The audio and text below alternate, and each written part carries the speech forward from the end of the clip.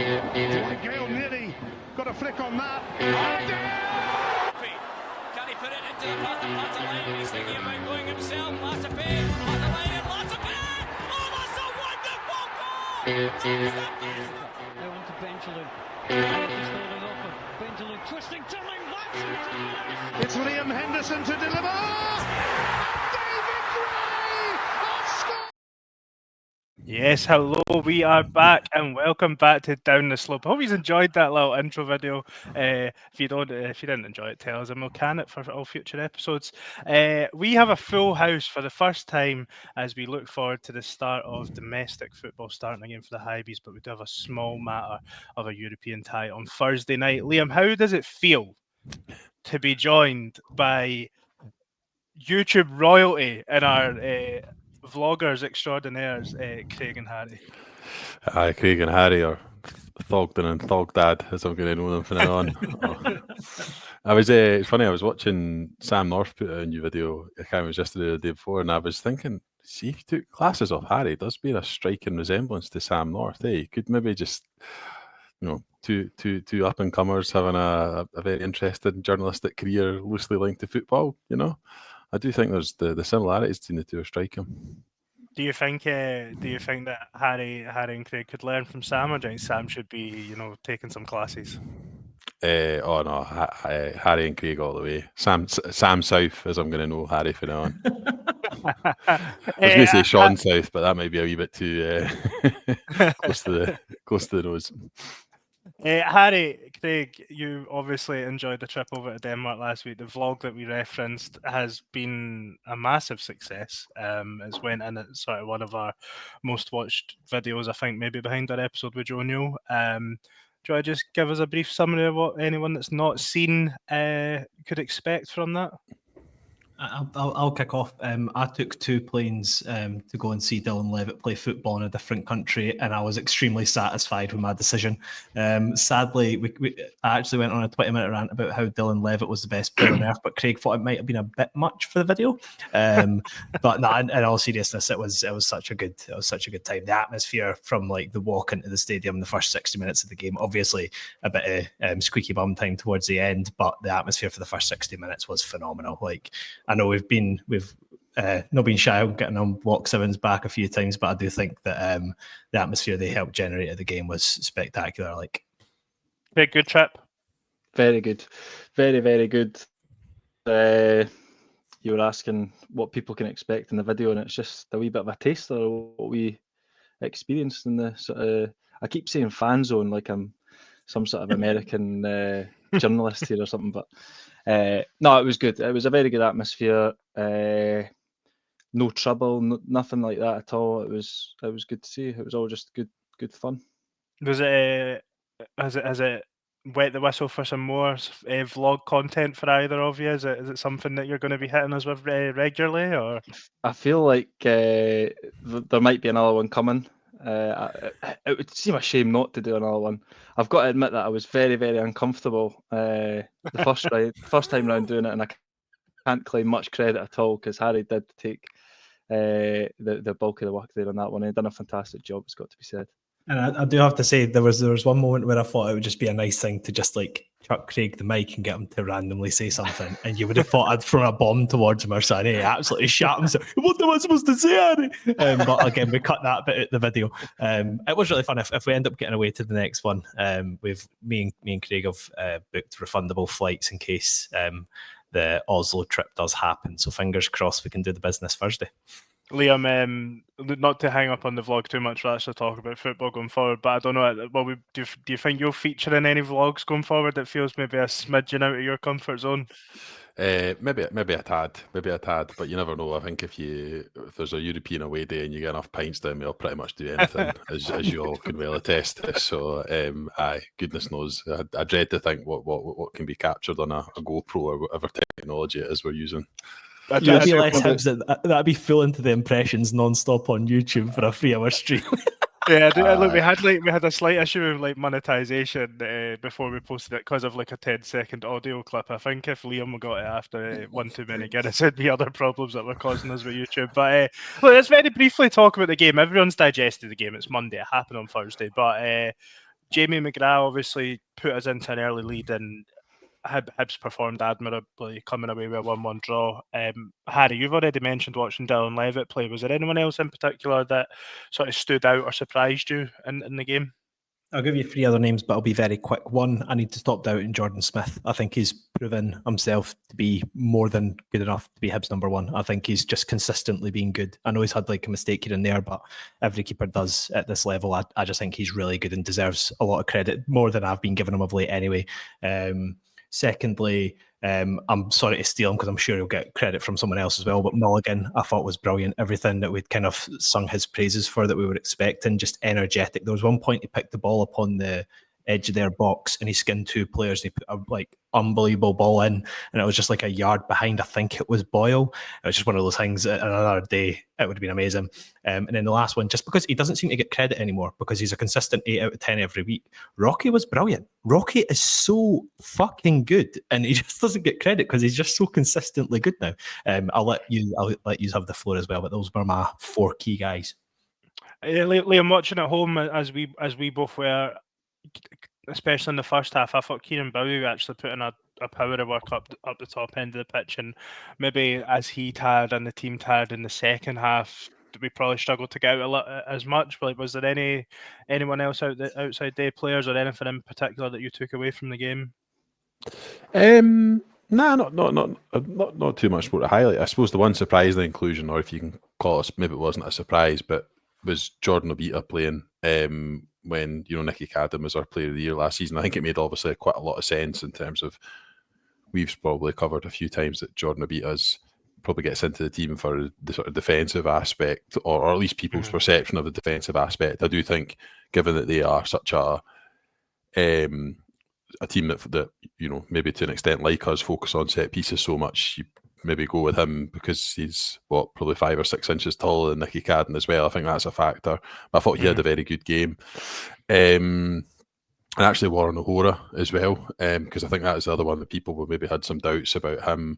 He did a lot of things during the passage of play that I really enjoyed, but I think the thing I enjoyed that he did most was just basically chucking Mads Beck around like an empty tracksuit. Apparently he's just given away a penalty as well. They're obviously playing just now, which we'll maybe touch on. Craig, we've just about named every single player in the team there, maybe out with Martin Boyle, who obviously very nearly put us 2-0 up in the first half. But it's maybe a good time to ask and answer our first sort of listener question. It came in from Christopher Black over on Twitter. Is Jordan Obita now the starting left-sided wing-back these days, or do you think it is just a sort of game scenario dependent? I think it's about being adaptable game by game. I think they both bring different qualities. Obviously, Nicky Cadden just brings that out and out quality on delivery, which, in fairness to Obita, he's still got quality on. You've seen even in the friendly against Ajax, put a ball into the back post for Martin Boyle, and obviously he's done it numerous times for Hibs where he's got good assists. So I don't think it's that he doesn't have that. I just think he naturally sits further back than Obita. So I think it's a good strong option to have on that left side of the park. Really, we're quite lucky in that sense that we've got 2 decent options there. I would say, literally, just if you're looking for a more defensive style of performance, you're going to play Obita, and if you're at home against one of the smaller teams, you can expect to see Nicky Cadden starting. Yeah. Maybe that takes us nicely into the game on Thursday then Craig. What are you sort of expecting in the second leg? Are you thinking a more sort of front foot approach is what's required, or or should we just be sort of setting up similar to what we did in the away leg, and would that see a Nicky Cadden coming back into the team maybe? I'd like to see us seeing more of the ball in the second leg. Obviously, I think it was definitely an away performance, and I think there will be a wee bit more pressure on us to see a wee bit more of the ball in their half. But I still definitely would not be going like full out for that. Personally, I would still start with Obita. I think it makes sense. I think he played well, and I think it gives us a wee bit of solidity there as well, while still being able to push forward. I think you could probably say play much of the same personnel, just with a slightly different mindset, maybe. Harry, but Kev Wilson's asked us on Twitter with Midland playing tonight and potentially being leggy, is it worth signing playing Boyle? I don't even care about the pronunciation. I can hear Craig sniggering. I can see Liam's face. Is it worth playing Boyle and Klidgey? Why am I saying that? That's the honest Cliche. I honestly have no idea. I don't want to rock. I've not heard Cliche. anyone. I've not heard anyone say his name. That's the problem as well. Do you know what I mean? Like I've not heard it anywhere. But yeah, would it be worth starting they two potentially to run them ragged, as Kev says? I want us to run them ragged. I think the way we started the game, to coin an American phrase, we blitzed them to kick off the match. Like we absolutely hammered them the first 10 minutes, and it felt like they couldn't get anywhere near us.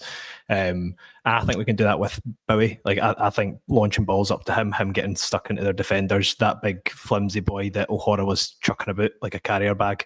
I think that he's there to get got at. So I think just target him, and I think we'll see goals. I don't think they've got good defensive players. I think their keeper's an absolute clanger waiting to happen. So for me, like we had 2 shots on target, and one of them was a cross, and it ended up being a goal. I think if we get chances, we'll score goals. So I'd start. I'd be happy to see the same team start. To be honest, I think if it's not broken, don't fix it, and just. Lee J, I think, probably still needs more minutes in the legs. I wouldn't hate him starting away to Dundee at the weekend. But for me, I'd probably stick with Bowie and Boyle up top. Liam, that probably ties into, I think, the last question that we've got in specifically on the game on Thursday, or sort of even the sort of lineup. Jake Nicholson said, people are suggesting that we should just go for it on Thursday, which I don't necessarily disagree with. But does that mean Obita's left out for Nicky Cadden? For me, no, as I feel Obita's delivery is just as good, which obviously Craig touched on, and brings a more defensive mindset, as Craig also mentioned. But would you change anyone else in the team?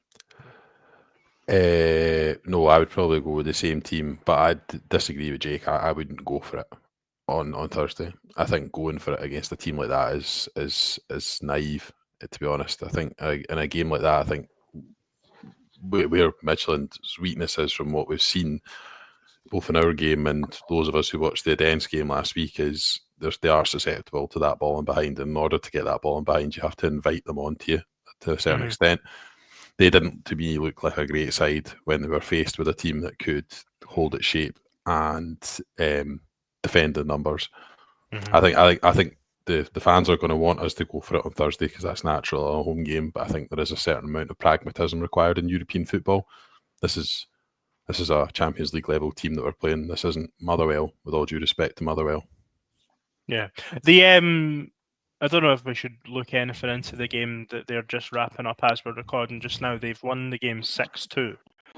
Both. Do you want to pronounce the name of their opponents? I'd quite like to hear to be honest, I've only got a screenshot. It just says SND, so I couldn't even tell. I couldn't even tell you. Great game mode. Possession, even total shots though, and this is maybe does this? I'm thinking, could this give us an insight into the type of game that they like?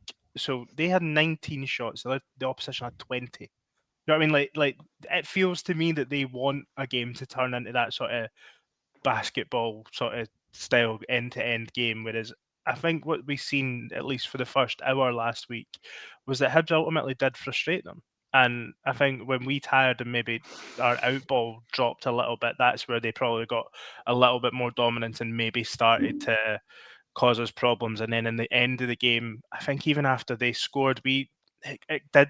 I don't know what you felt, and even in the ground, Craig and Harry, it felt like it did get a bit stretched for that last 5-10 minutes.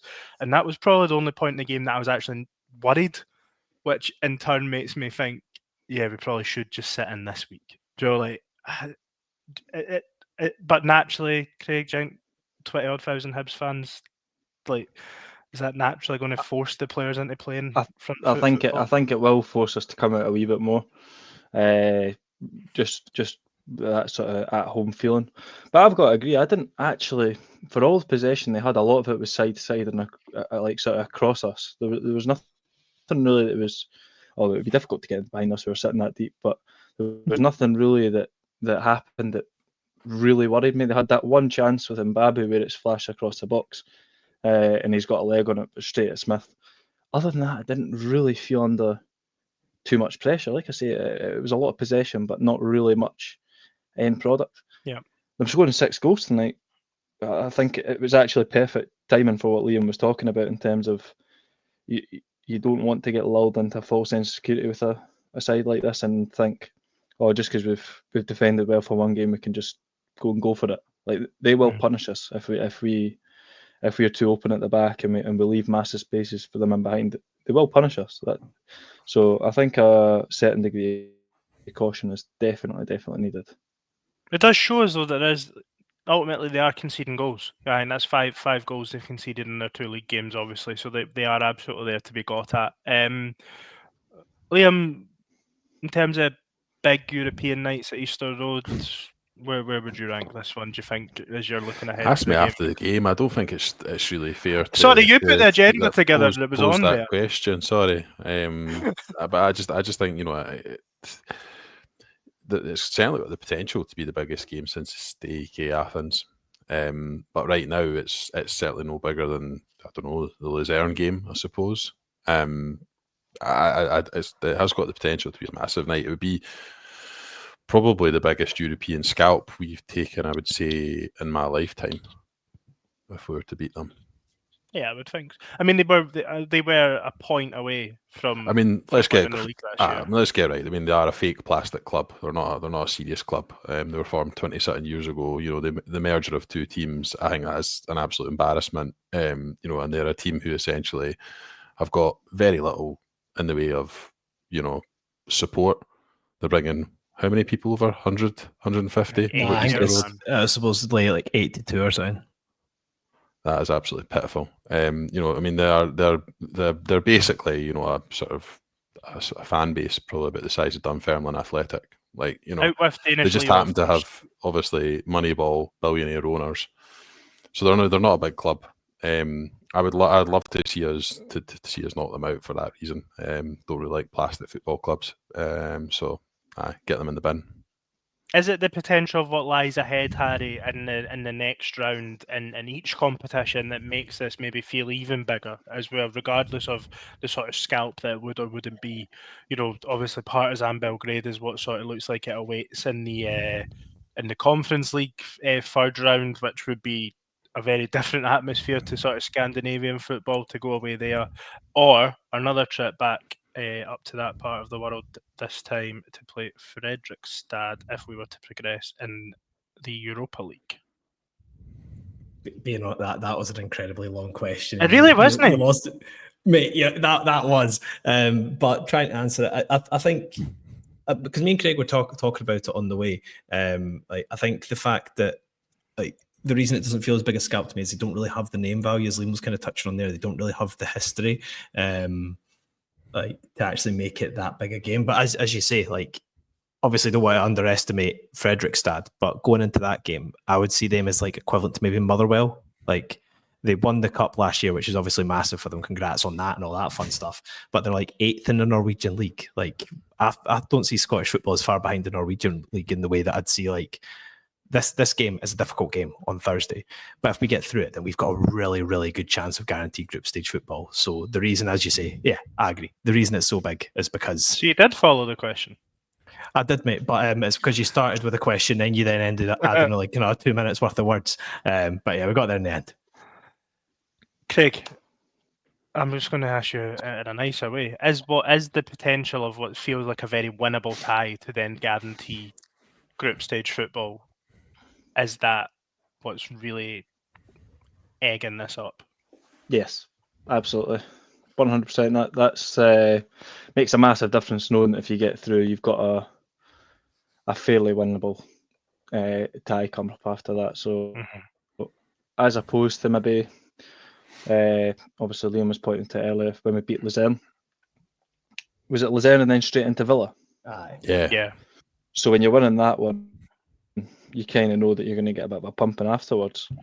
Whereas this time, you're thinking maybe there's a chance that you're going to see group stage football, or league phase football, I suppose it is now. So it's definitely a good, a carrot on the end of the stick for that one. Yeah, because we've played. Can I just jump in on that? Just like I think because we've played quite a lot of these in the last sort of maybe 15 years. We've been in Europe a fair amount, I would say, and we've played a lot of these sort of like I would describe kind of like lower sort of mid-tier European teams like Rijeka and Luzern are a good example. I think if you go Asteris. a wee bit further back, I was going to say Asteris and probably Bromby as well. Midtjylland are sort of a tier up from that in the respect that they have been around and they've been in group stages, been in European competition, and they're obviously the thing that differentiates them from these other clubs is they've got pretty significant financial backing. He's not like the richest man in Denmark and owns a fair chunk of Scotland. They've got a centre forward who is rumoured to be going to Dortmund for 20 million euros. Like we're not talking about with all due respect to Luzern, they had one guy who played for Crystal Palace in the centre midfield who was good about 5 years ago and very little else. Like this is a really good quality side, which is why I think I'm not sold on the let's go hell for leather kind of argument and try and threaten, because look, they're going to have played in European games in front of crowds of 20,000 before. They're not going to come Easter Road and be intimidated. With all due respect, like it's about what we do on the pitch. Yeah, Liam, we have spoke a lot about them. Do you think just being hard to beat is actually sort of suits Hibs? Do you know the makeup of the team? We've sort of seen it a lot maybe in the second half of last season in that good run where we weren't dominating the ball in a lot of the games. I mean, some of our best performances last season, the foundation of it was being hard to beat. Like the Celtic game at Easter Road sticks out, and that's probably a similar level of opposition. We were capable, obviously, of frustrating them for much of the game, but actually, when we did have the ball, showed really good quality. I think for me, it's like when we get those moments, we need to make them count. Bowie had a chance in the first leg, Boyle fractionally offside in the first leg. If those wee moments go for us on Thursday night, I think we'll be okay. So I'll come to you first, seeing as we'll continue your spiel. What would be your score prediction? What are you thinking for Thursday night? I'm gonna go. It's gonna be a late one on Thursday night.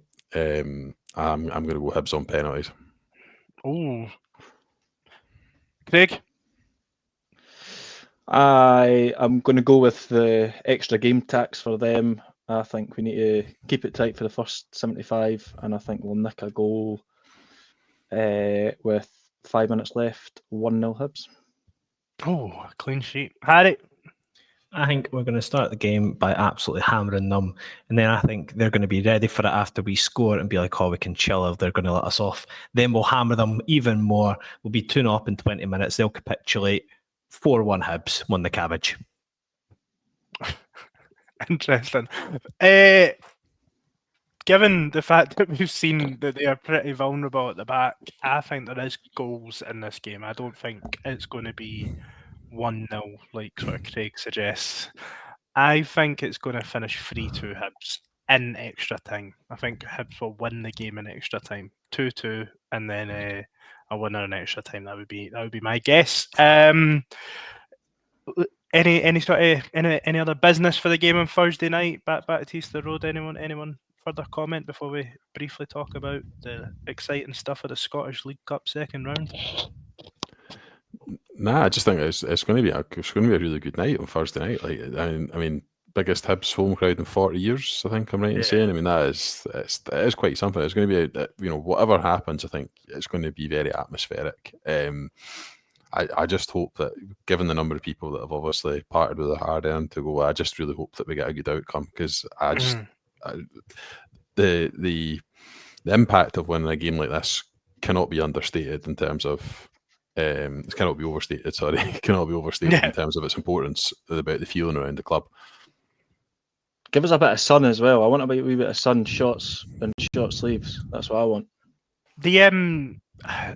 I'm going to maybe just pose a question that's just come into my head. And see, every time that we sing Sunshine on Leaf, you'll get people that say they should sing it more or they should sing it less. Or like, do you know, like when you like on nights where it's like a packed ground, would there be a suggestion that you should sing it before the game as like an atmosphere thing? Absolutely fucking not. I think it is a song of celebration, and I just think that, because I'm sure that Liam, I wasn't at the game, I'm sure my mum and dad said they done Sunshine on Leaf like going into extra time or something. It just like took the sting Like there was so much momentum going into it. I swear I heard that. And then going into extra time, it just kind of took the sting out of it. Because obviously it's such an emotive song. You don't really get... I don't get hyped after it. I get like a... you know what I mean? It was sung. I would struggle to tell you when. A fucking really long time ago. Like the reference in Sun, it was like 24 years ago. But it's funny because the game is still, for a lot of Hibs fans, like my generation or older, it's a cultural reference point for a lot of Hibs supporters. Like it's something you look back on, and it's something that's talked about, and everyone has the same chat about, oh, Luna just tucked that away, like, you know, and it was Labour. I mean, they're a proper big club, I suppose, as well. They're all right on my scale. I don't have any issues with AK Athens, just in case any listeners are wondering. It would be amazing to have another cultural reference point like that for the next generation. Yep. Right, from the lovely heights, I suppose, of the Europa League second qualifying round to the Scottish League Cup second round. Livingston away, not necessarily the worst tie in the world, but going in as a seeded team, you're hoping probably to be at home and to avoid a top flight team. Harry, I seen you had thumbs down there. Are you disappointed with the tie? I just think it's boring. Like it's a seeded tie. Why are the seeded teams not at home? Like, I thought that was mental. Has that always been the case? Where they went it went this tie they're at home, this tie. Do you know, like, has that always been the case? I don't know what the rule is in years gone by, and I tend to only get annoyed when it impacts Hibs. But I just, you know what I mean? It just seems to defeat the purpose of being seated. Like, I know we've got a lower opposition out of it, but it just seems really stupid to me that because Livingston, they are top flight. Like, we've got a top flight team away from home in the first round of the League Cup. Like, for me, that just seems so stupid as a seeded team. It's funny to see a certain couple of clubs getting a home draw as well at this stage of the competition. I was really taken aback by that. I was shocked at the first team. How many home draws in a row have they had in the early rounds of the cup? Must be some number. Well, so Celtic had us last year, obviously, and then they got Falkirk at home after that. Rangers, I couldn't tell you the last time. It's a tough one for Rangers at home to Alloa, though. That's a real big match. Same old Alloa, innit? That's always at it. I mean, you've got to feel for our neighbours there. They work really hard to get seeded and probably get the worst possible draw they could have away to St Mirren. That's a damn shame for them. Anything in there, sort of in the wider competition, that does stick out to you, though, Craig? St Mirren and Hearts is a good tie. I think that'll be difficult for them. Do I see Hearts going there? It's difficult to say with Hearts how they're looking this season. Obviously, friendlies and stuff. Don't know how much you buy into that, but I think that's probably the tie of the round, I would have said. I'm absolutely salivating at the thought of St Johnstone and Motherwell myself. What a tie! Not to waste too much time on it, but it is a shite tie. We're going to be coming back from one of. We're going to be coming back from one of either Norway or Poland. Is that right? No, not Poland. Sorry, Belgrade. Like it is a bit stinky. It's Sunday round of afternoon. 16 exit all over it, written all over it. Anyway, speaking of predictions for when Hibs will or won't be leaving the League Cup, they will be coming later on in the episode. We're going to briefly touch on the Dundee game. The league action is starting again. We're all making the trip up to Dens, I believe. I hope you still are, Craig, because you got my ticket. Yes, sir.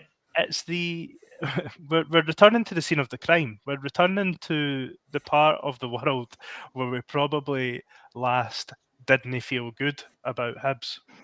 Harry would have had us believe we were going to win the last time we played there 5-0 if Jordan Obita hadn't got stupidly sent off. They've had an interesting campaign in the League Cup as well. What do you expect, Craig, this Sunday? I expect us to beat them, to be honest. I do. They've looked absolutely stinking to start the season. Obviously, I don't think there would be many Dundee fans too happy when they've seen their new manager. I don't think that would have been a one that split the fan base by any means. I think that would have been an 80-20 at best. I think the most optimistic Dundee fan would struggle to get on board with that one. So I do expect us to beat them. They seemed like they maybe had a wee bit of reaction at the weekend. It's always a bit frustrating when a team is doing shite and then just before they play Hibs, they seem to find some sort of form. But even after the game, I would still expect us to have too much. It'll be interesting to see, though, this Thursday-Sunday thing. It'll be interesting to see how we do cope with it. Mm-hmm. I think we should have enough in our squad of guys that aren't playing 90 minutes just now that should be good enough to come in and start against Dundee if rotation is required. Yeah, Harry, it's quite a different Dundee side as well. Obviously, we've taken... I'm going to say it, I think we've taken their best midfield player of the three that left. And then Cameron and Silla are off to other teams in the league as well. It's difficult to know what to expect from them, obviously losing to Airdrie and Alloa and then sort of scraping past Bonnyrigg, to be honest, but pumping Montrose. Well, the Montrose Twitter admin, who's been on absolute fire of late, to be fair to him, because he just gets steaming and tweets about pints on Twitter, he said that 5-0 was the least 5-0 in the history of 5-0. Wasn't it a bad 5-0? It wasn't a bad 5-0. But it's one of those, being honest, in my head, it just seems like the type, it seems like we're set up to fail, like we're going into this, we should be fully expecting to win. It's first game of the season away from home. They'll be right up for it. They'll be wanting to try and get a good start to the season. And after Europe, when we've just pumped that Danish team 4-1, like, I'd take a draw. Nah, and seriousness, I do hope we win. It'll be interesting to see how many players rotate. Knowing Gray, I would only expect about 3 or 4 of the starting 11 to actually change, even if he is wanting to rest some bodies, because he just doesn't seem like the type of guy that would make mass changes. So it'll be interesting to see how it goes. It's groundbreaking stuff there from Harry telling us that he hopes Hibs wins a game of football. Liam, do you expect Hibs to win the game of football? I do, to be honest. I think, if you're looking for someone to predict anything other than a Hibs win, then I'm not your man. I think we'll go into Dens Park and steamroll them on Sunday even. I think we'll. I just think we'll steamroll them. All being well, there should hopefully be some good opportunity for some banter. They just don't have good players as well. Like, they think Presley, they don't have good players. Like I think we'll go in and I think we'll probably take 3 or 4 off them, to be honest. Have they signed anybody of note, of any real note that you can actually look at and say is decent? Paid a fee for a striker for English lower leagues or English non-leagues. Somebody, Aqua, I saw. That was like a big acquisition for them. Oh, that was good. Aqua acquisition. Good. Quite like that. I didn't mean that. You're right. Emil Aqua from Barry. Barrow, sorry. Barrow. Oh, Barry. Barry Island. Barry Island.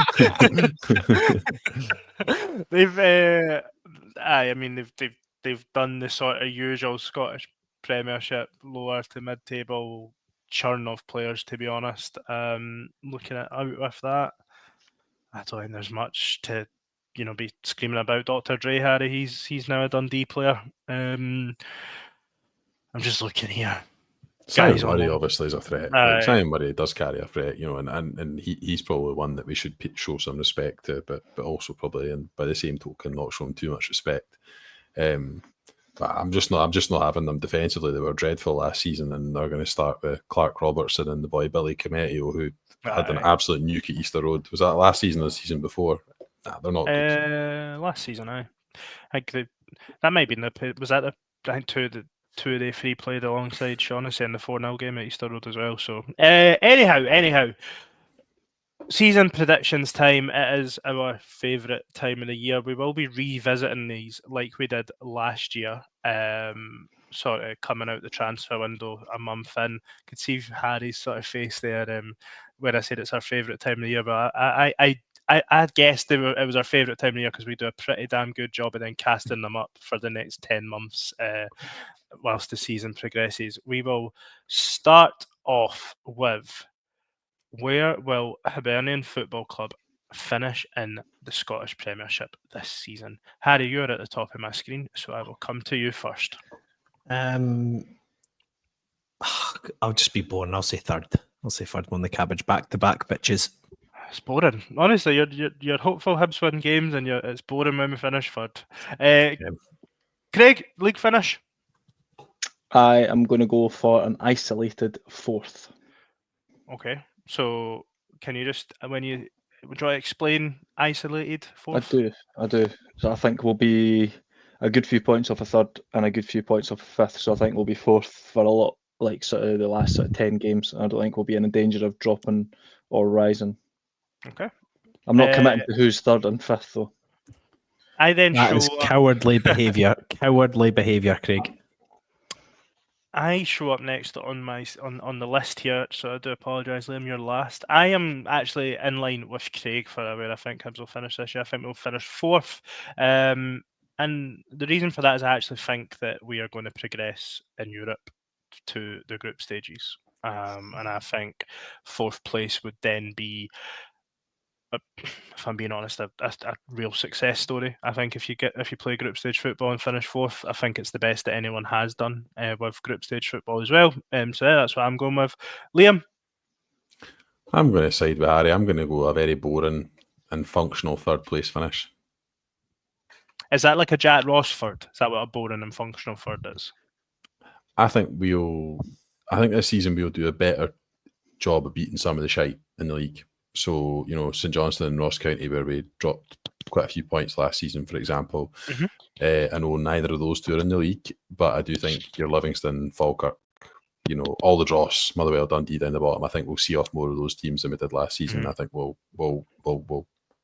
be comfortably third. Since when did third become boring? I know. Well, I don't know. You said it was boring, so. No, Harry said it was boring. No, I said it was boring because I assumed that you two negative Nancy's would have said third, so I thought we were going to have a full house of third. But me and Liam actually believe in our club. It's disgusting. Oh, Harry, just hope that Hibs win game of football. Right, we will naturally... Can I have a point of order just before we move on? Do people really think that this aesthetic is better than the spreadsheet that I've produced every year for the last 3 or 4 years? How so? I don't know, man. I think the spreadsheet was colour-coded and that. It had a wee bit of life about it. This is just a bit... I don't know. How would we colour code the predictions though before we've done them? Like, well, me and Harry would be green because we're proper Hibs fans that predict third, and you would be maroon. And also, you can share Excels on this as well, mate. And Excel is sexy, lads. I don't think anything. Excel is sexy, just not the ones you produce. Excel. Highways. Look, the natural next step is to remain to talk about the overall team performance. Domestic cups, we are putting them together, so we will take the league and the Scottish Cup predictions together. Liam, you can continue. We'll work our way up the screen this time. It's your honour. You normally, I don't think you've predicted that Hibs will win a cup yet, maybe on your time on the podcast. Could you know if you even got a couple of cups or something just on the graphic to show a couple of cups? Liam, it's been a busy day, I'm going to go bigger fish to fry, so I think League Cup will be out in the quarters. And I'm going to go for a Scottish Cup semi-final. Okay. It's then myself. I think this will be the first year that I haven't predicted us to win the League Cup. Alongside in fact, maybe last year when we'd done our predictions already knowing we were playing Celtic. I'm going probably for... I'm actually the same as you. I think we'll get past Livingston and then I think we'll lose in the quarterfinals. For the same reason I think we'll finish fourth in the league and not third. I think the European games and a lot will be ultimately need to be rotation, and the League Cup game will be the chance for that. However, we are going to win the Scottish Cup. I have decided that purely based on the fact that Hibs are playing in bottle green this year, and last time we wore bottle green, we won the Scottish Cup. So, how's that for you, Craig? I love it. It's a bit more sort of confident than I am, to be fair. I am going to say League Cup semi-final. Did we get Hampden for that? Yes. Right, because that was my whole basis on whether I was in November picking that or not. So I want a Hampden trip, so I'm saying League Cup semi-final. Of course we do, because we got beat off Aberdeen last season. That's right. Or the season before, whenever it was. And Scottish Cup only the quarter. I think we're going to get Celtic Park again. That Hampden semi-final was the scene of an absolutely epic meltdown. That was a meltdown of epic proportions by one of our crew, wasn't it, that day? I think there was more than one of us, but I think it was mainly the one that's about to tell us where we're going to finish in the League Cup. It was also a Tavares masterclass as well. I still, to this day, I still don't understand why the offside rule is as shite as it is. Because we That's should still be what in a that cup rant was about, though. I can't mind this one. I can't even mind. Put it in the WhatsApp chat. Anyway, don't give a fuck about the League Cup. We're in the Europa League. Getting knocked out by Olivia. Let's keep the legs going. And then we will win the Scottish Cup. Because again, there's no point in making predictions being a Hibs fan if we're not going to be positive about it. So I'll take the Scottish Cup and I'll take the Europa League. Again, we've not got Continental Cup on there, but we didn't actually. Have we got that actually? We were getting in Europe. No. We don't. Aye, well, there's my prediction. We're going to win the double. We're fucking winning that shit too. Get that Rangers off. Okay, so we've got 2 Scottish Cup wins and kind of disappointing, really, from Craig and Liam's point of view in terms of what we'll be doing in the Cups this year. Where would you like to go now? Would you like to go to... How do you choose? Would you like to go signing of the season, young player, player of the year, or top goal scorer? Let's do top goal scorer. If you go first. If I go first, I will be remaining pretty damn boring and be consistent with, I think, probably for the 3rd year in a row, in saying that Martin Boyle will be Hibs' top goal scorer this season. Don't look. If it ain't broken, don't fix. I need to stop analogies. Liam, who's going to be Hibs' top goal scorer? I'm really boring here as well because I've got Boyle. Craig? Bowie. Harry? Give me some cliche action, boy. My man's going to hit the ground running. Oh. It is an interesting one, considering we've paid a big amount of money for, obviously, the new striker, and then obviously Bowie came in for quite a lot of money last year as well. And then, but Martin Boyle was still Martin Boyle, so how fitting them all in the team will be interesting. What just while we're talking about goals, if all 3 of them got into double figures, would you take that right now? Aye. I had a prediction that we were going to do, and I think that this front 3 might eclipse the 46 goals that Nisbet, Boyle and Deutsch got during the COVID season.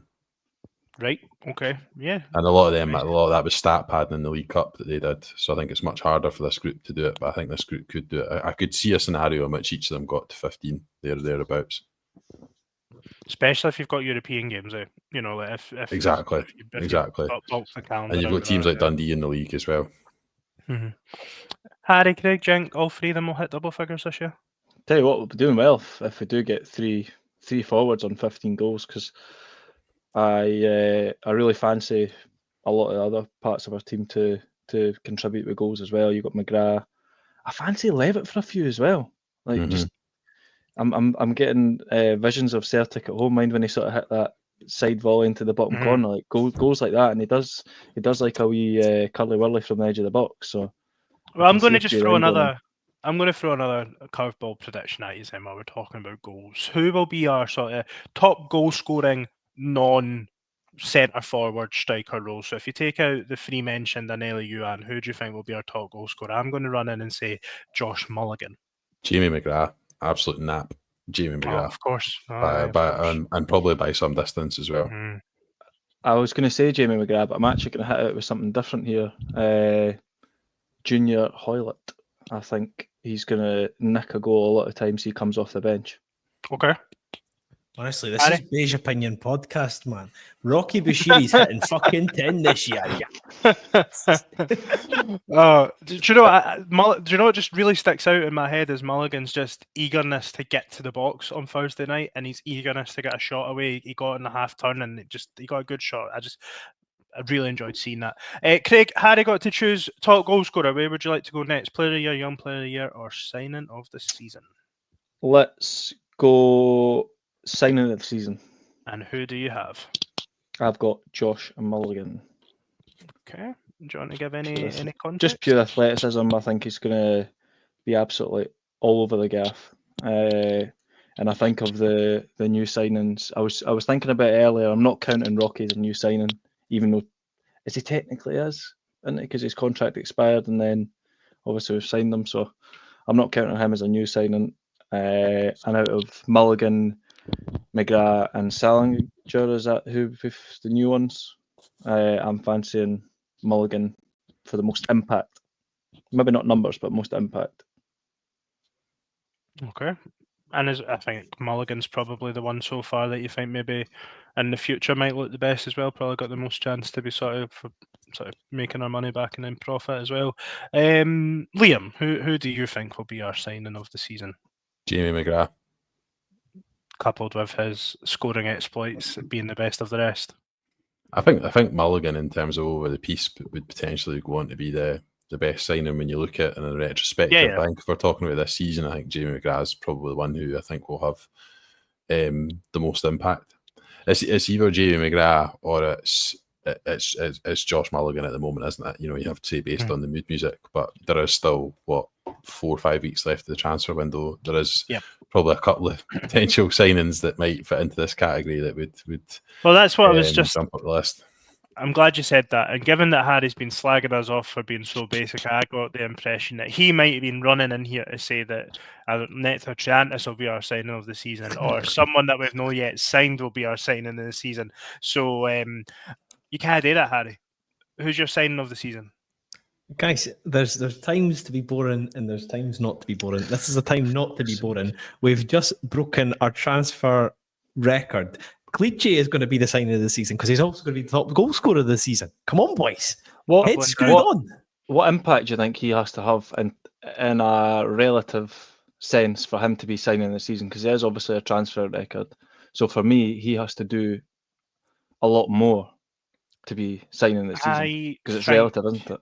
He would need and it is relative as well to the rest of the team's performance as well, because say he scores 15 and Boyle scores 15 and Bowie scores 15 like Liam's mentioned, then you probably wouldn't, that doesn't feel as impressive as what it actually is. I think if he comes into the team and has the same impact that Kevin Nisbet did that season though in COVID, I think that would be, I think that's a good barometer for being a real successful season. What would you say? I think for him, because I think he definitely is 24, so he'll view Hibs as a stepping stone, 100%. I would imagine in his head he doesn't see himself being at Hibs much longer than a year.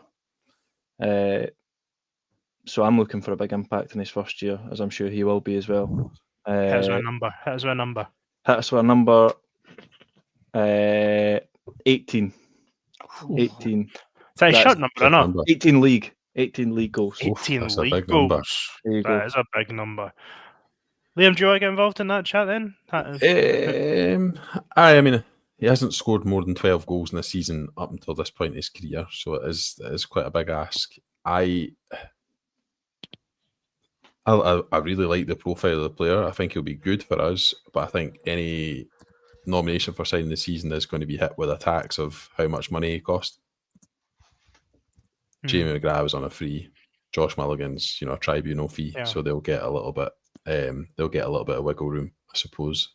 But when you paid, £1.something million for a player, we saw it with Venti to an extent, is you do get held to a slightly higher standard. Maybe rightly 100%. So. Yeah, I am going with Josh Mulligan purely because I think he's going to be a real standout for us in the middle of the team, in the middle of the part this year.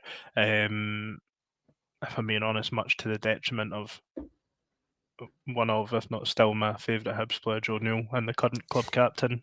If I'm being totally honest, the way Dylan Levitt's been playing, and I think Mulligan's going to be fantastic. I think Joe Newell will struggle to get back into the side. That leaves us with the 2 individual awards. It only feels natural to start with Player of the Year. I don't know why, as opposed to Young Player of the Year.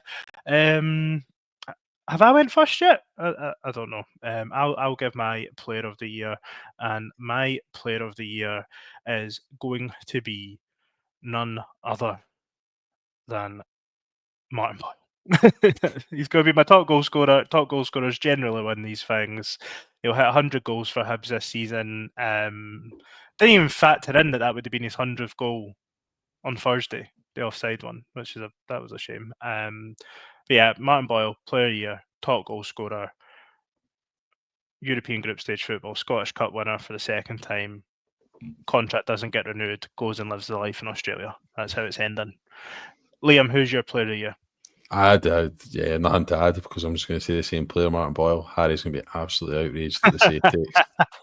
How does Matt's year for your player of the year sound? Would you deal on that right now? I do think there'll be if he has a really good season, I think there'll be a certain amount of birthday care pish applied at the end of the season, and it's his last season.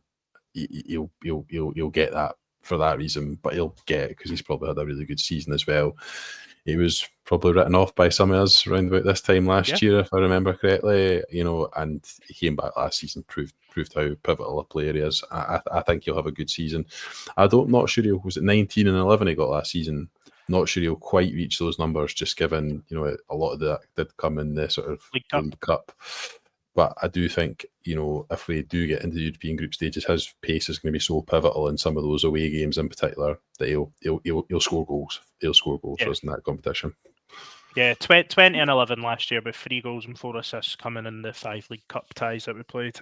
15 goals and 6 assists in 36 appearances in the league. Not half bad. Liam, just while we're talking about Martin Boyle, before the other two come in, I'm doing this now, hoping that neither of them have Martin Boyle. If you were to put an over-under 50% chance, do you think he's a Hibs player this time next year? No. Oh, like way less than 50%. Like really comfortable thinking this is his last year. Aye, I think I give it maybe a 20 to 25% chance I'm still being here. Right, interesting. Harry, we'll let Craig finish on player of the year. Harry, who's your Hibs player of the year? Is he getting my agenda has been rife, and it's been much longer than Cleege's been here. Dylan Levitt is fucking brilliant at football, and he's going to be player of the year because he deserves it. And afterwards, if he doesn't want to sign a new contract and he wants to sign for Barcelona, fair fucks. Dylan Levitt, player of the year, my boy. Would that not make him a snake like Dylan McGeoch? No, because Dylan Levitt is fucking exceptional at football. So was Dylan McGeoch at the time. Hey, free agent. We should bring him back, Craig. Just to annoy Harry. Craig, who is your player of the year for Hibs? I am going to go with somebody who was at the club last year and is just a stalwart. I think maybe at the weekend we showed it, during the week we showed it. Defensive style of play, so Rocky Bashiri. Okay. I think he's going to be probably the most consistent guy in our team and will win us a lot of points. I don't disagree that he'll potentially have a good season. I think the kind of season that a team has when a centre-back gets player of the year is generally not a good season. I think if you're going to get player of the year, it's normally an attacking player. There's a reason I think player last year. See, but I think that's different to the same. Like I feel like players, because I voted him player of the year last year as well. I mean, fans get swept up in sentiment. Like you only have to think. I think I voted for I voted for Cadden. I was going to say I voted for Iredale. I think Iredale would have been my second behind Cadden last year. So you're maybe not far wrong, but then I think last season's maybe a wee bit of an outlier in terms of a good season. Listen, if you want to be wrong, Liam, that's fine. So. Okay. Do you know I do think there's a reason that Fabio Cannavaro is the only centre half. I think I'm right in saying to have ever won the World Player of the Year. What? Good knowledge, by the way. That's really good. I'm just last century, I think. I'm just looking at the players that would qualify for Young Player of the Year, which is obviously our final category here, and it's just highlighted something that I just feel can he be right? Rocky. Did someone nominate Quan for this last season, by the way? No, I think I nominated Quan for Player of the Year and Nectar for Young Player of the Year. Rocky is only 5 months younger than Warren O'Hara. That doesn't sit right in my brain. I don't know why. However, I'll leave that with you because neither qualify for Young Player of the Year.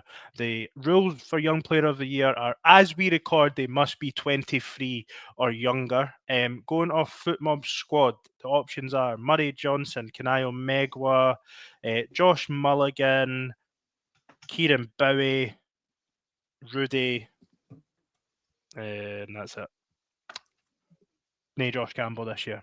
Harry, we'll work our way down the screen again. Who's going to be your Young Player of the Year? I've just had myself instead of unmuted, so I'm not at the top anymore. But Craig, get it round you. I think the obvious one's Josh Mulligan. He just screams to me like he'll have a really good season. And I think Bowie will have a good year, but in my head, I just think Mulligan's going to have a massive impact. I think the fans are going to fall in love with him very quickly. So he's that's my one simple, obvious take. I just can't see past him getting it. Okay. I'm going to come in here because I feel like, given everything I've said about Mulligan, he would seem my obvious choice for Young Player of the Year. However, I think Kieran Bowie will get Young Player of the Year, similar to what with Liam saying about the type of season that Hibs are going to have. And I think him and Boyle will be quite neck and neck in the goal chart. And I think the easy out for us as fans come March or April next year will be Boyle Player of the Year, Bowie Young Player of the Year. That's what I'm going with. Craig, what about you? So you're all trying to link up your suggestions and make them make sense. Mine's are just I've picked different players in different positions for everyone, so that in the hope that I find one that I'm right. But I've got to say I have gone Josh Mulligan for this one. Devastated when you said that Josh Campbell's no longer an option for this, because that just feels fucking wrong that he's no longer a Young Player of the Year contender. But Josh Mulligan, just pure athleticism. I would agree. To be fair, our new £1 million striker, he's only missed out on this category by a number of days. I think he turned 24 according to FootMob 2 weeks ago. Liam, wrap us up. Young Player of the Year. I'm going Josh Mulligan as well. I've not nominated him for anything else, and I do think I had to have him in some sort of category, didn't I? So I do think he'll have a really good season, and I don't know. I think that's one as well where you are very limited by the options you've shared. It's between him and Bowie, but I think one forward player tends to get more plaudits than the others, and I think that player will be Boyle, and I think Bowie will play more of a supporting role this season, but a good supporting role nonetheless. I'm just going to sort of throw a few other questions at you boys that you probably haven't really prepared for, but just on the subject of sort of Young Player of the Year, is there anyone that you're allowed to say no, of course? Is there anyone that maybe would spring to your mind of having like a sort of Josh Doig breakout season? You know, someone someone maybe that we're not thinking about just now that might come in and make maybe not even to that level, but make an impact in sort of first team football this year. Was it one of the McIntyres that's been? And I know he made a mistake against Bolton, but he seems. I haven't seen much of him because I did not watch much of the friendlies. But I know somebody that used to work at Hibs kept telling me that this guy, it was one of the McIntyre brothers, that he's the best one of that youth group. I was going to say one of them's away now. There's still two, but only one of them's still at Hibs. Yeah, so I'm going to say him because he looks like he's maybe going to get a shout in and around the first team sub appearances and stuff like that. So McIntyre, why not? Okay. I would have said him based on ability. I just think that area of the pitch is quite congested already at the moment. I think if we bring one more in, it's probably not going to get a lot of minutes, I don't think. Be interesting to see what happens with him, and I'm interested to see what happens with Molotnikov as well, because he's sort of, I know he's recovering from an injury, but there's now sort of 3 players that are playing ahead of him in the position he plays, so you'd expect that certainly one of them will go out on loan.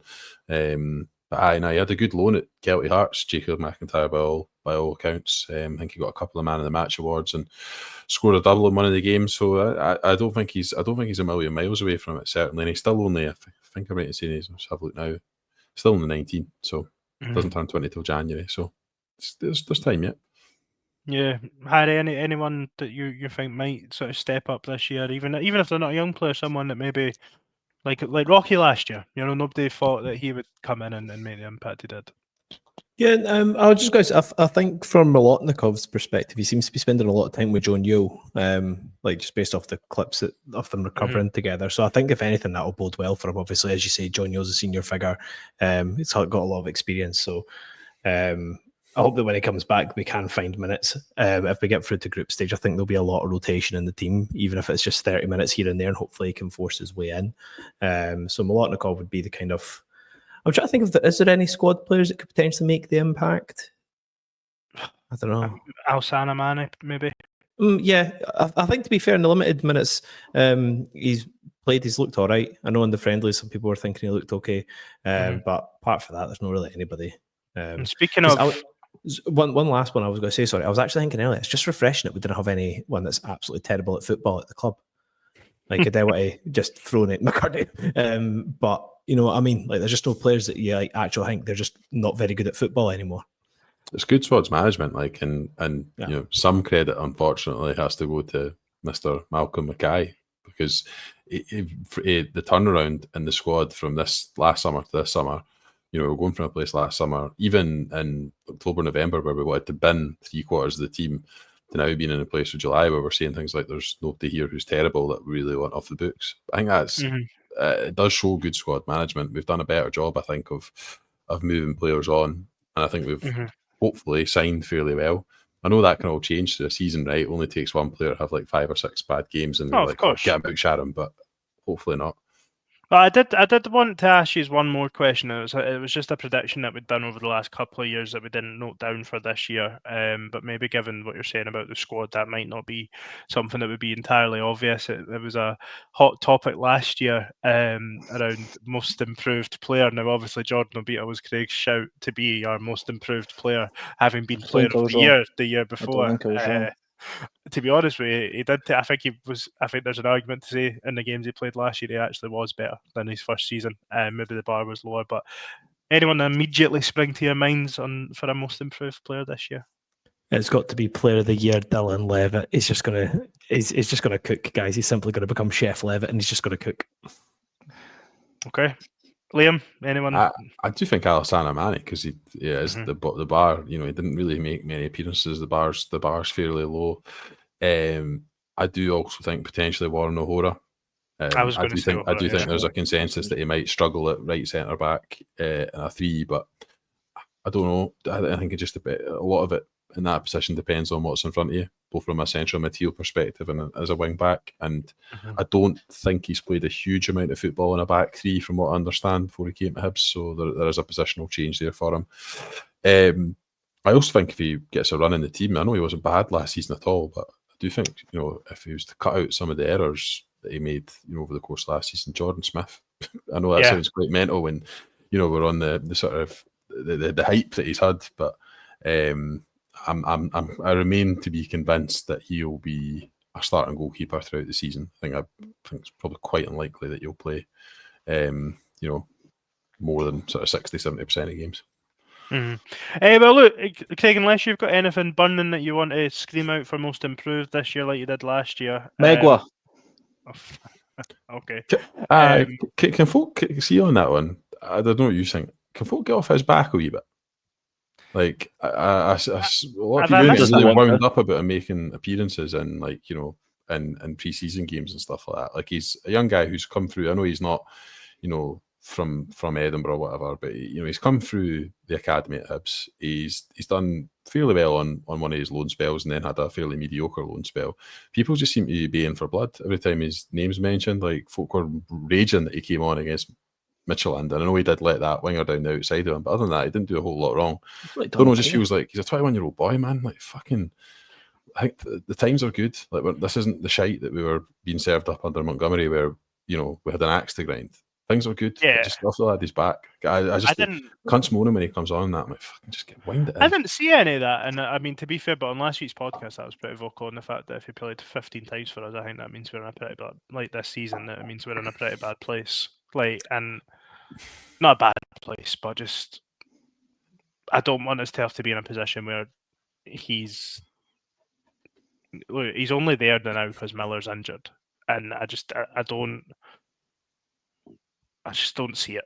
But do you know that could change? Do you know, like, that is like I'm not angry that he's there. I just don't think he's good enough. Like, I don't. That's just my opinion. He's only going to improve with games. Like, he's going to need to play at this level to improve. So I'm with you in a sense, because I'm not convinced. I've not been convinced so far from what I've seen.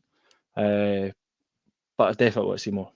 I think there's a very, very big line for me. Sorry, I'll let you come in a second, but there's a very big line between being unconvinced and being, like, hypercritical, though. And I think it feels to me like some people have been really hypercritical. So that wasn't a shot at anyone here. I just all of the comments I've seen and messages and group chats and stuff, I'm like, I think he's quite limited on the ball, but I actually think he's quite a good 1v1 defender.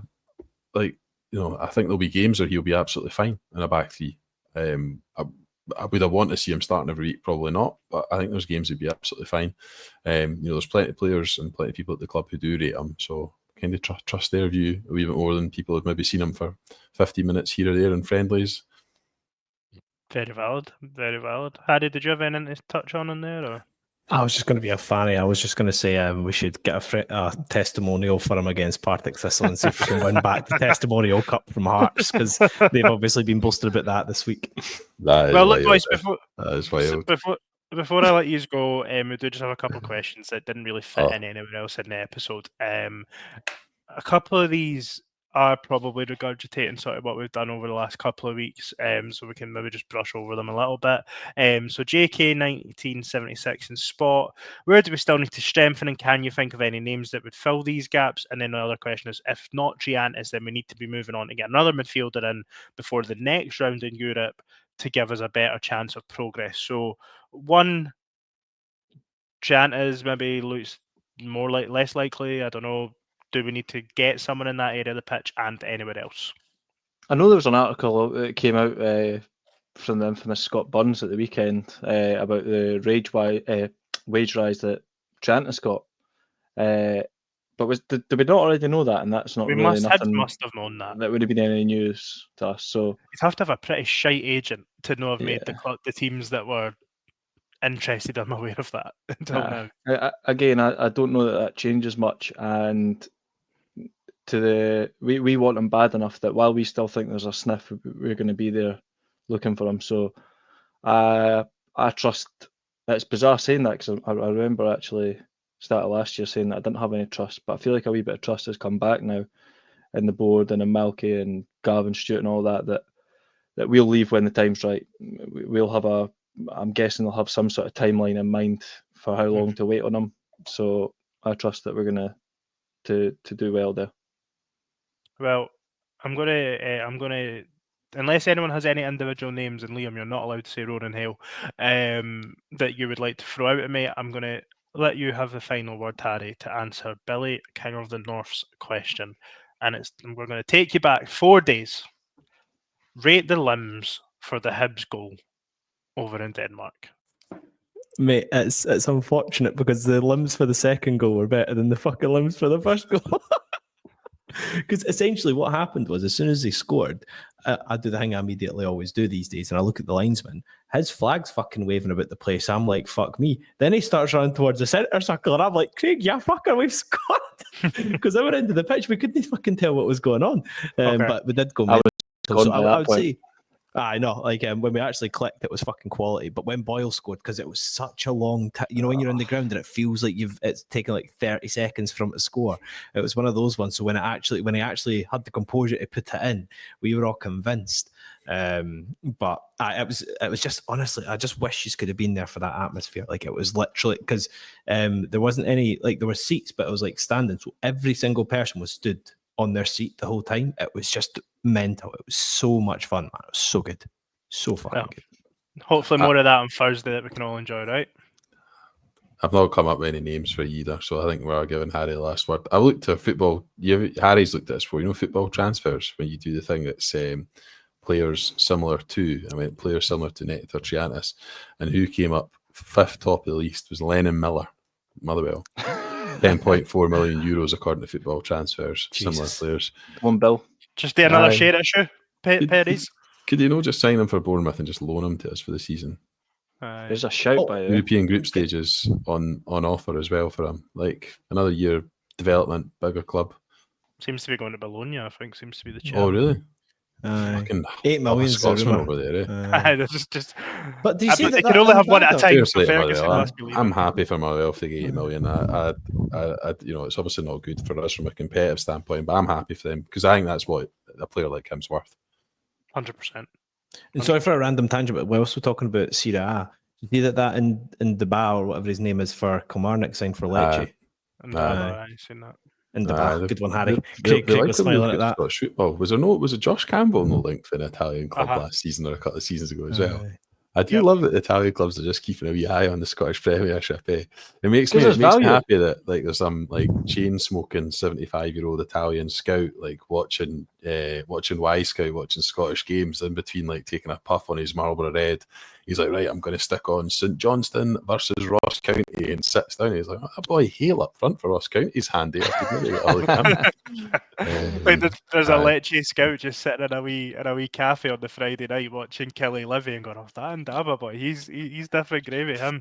Did we not try and sign him at the beginning of last season as well? Actually, I'm sure we we were did. linked to him. Yeah. left-sided centre half. So we got Mhm. Iredale instead. To be fair, I'm pretty happy how that's worked That's out. decent. But And that scout will be like, here's a thread on why Ronan Hale would never join Verona. Boys, man. it's by been, the way, I heard that I know you're desperate to try to No, finish no, this it's up, but fine. I think we all recognise this is by far the best bit of the podcast when it becomes unstructured and we exactly. stop talking shite. I heard a bit of chat that he had a relegation release clause in his contract with Hale that was significantly less than the rumoured asking price for him. But I don't know if that's maybe expired, because when I think it was maybe Sports Sound a couple of weekends ago, whatever the weekend was where he scored a whole load of goals, they were talking about £1 million upwards for him. There's no way he would cost them £1 Surely million. not. No, I don't think so. 250 max. I He know wasn't Roy McGregor's wedged, but come on. No, Liam, I know I'm talking about your boy here, and all I'd like to say is, Harry, is that the mic in your hand? If so, you're not on mute. Stop playing it. No, but he wasn't that good last year. Do you know what I mean? He's no £1 million football player, I don't think. Do you know what won't favour him well from a statistical perspective? Is he shoots a lot. Right, okay. He shoots a lot. Like he gets off a lot of shots, and he doesn't take. You know how in basketball they've got that theory around what's a good shot and what's a bad shot. He does take quite a lot of bad shots. Like, aye. Line squirrel and all that. Has he got a low XG? Well, if you take lots of shots, your XG would be high, I would have thought, rather than low, Ewan. But if you're hitting them for stupid angles, then your XG is low, no? Aye, but he's a bit. The thing I like about him is he looks like, when you first watch him, he looks like a penalty box striker, but he's not. He's so much more than that. He's actually quite good at hold-up play. Gets involved and buzzes about. Did someone say he hit the bar for 70 yards at the weekend?